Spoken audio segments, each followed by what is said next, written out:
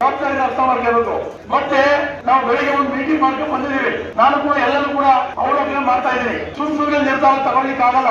ಅವತ್ತು ಅವ್ರು ಹೇಳಿದ್ರ ಬಗ್ಗೆ ಏನು ರಾಮದುರ್ಗ ತಾಲೂಕಿನಲ್ಲಿರ್ತಕ್ಕಂಥ EID ಪ್ಯಾಡಿ ಸಕ್ಕರೆ ಕಾರ್ಖಾನೆಯವರು 1 ಟನ್ ಕಬ್ಬಿಗೆ 2,800 ರೂಪಾಯಿ ಕೊಡ್ತಾ ಇದ್ದಾರೆ. ನಿಮ್ಗೆ 2,374 ಕೊಡ್ತೀವಿ ಅಂತ ಹೇಳಿದ್ರೆ ಇದು ಯಾವ ನ್ಯಾಯ ಅಂತಕ್ಕಂಥದ್ದು ನಿಜವಾಗ್ಲೂ ಕೂಡ ಬಹಳ ಯೋಚನೆ ಮಾಡಬೇಕಾದ ವಿಚಾರ.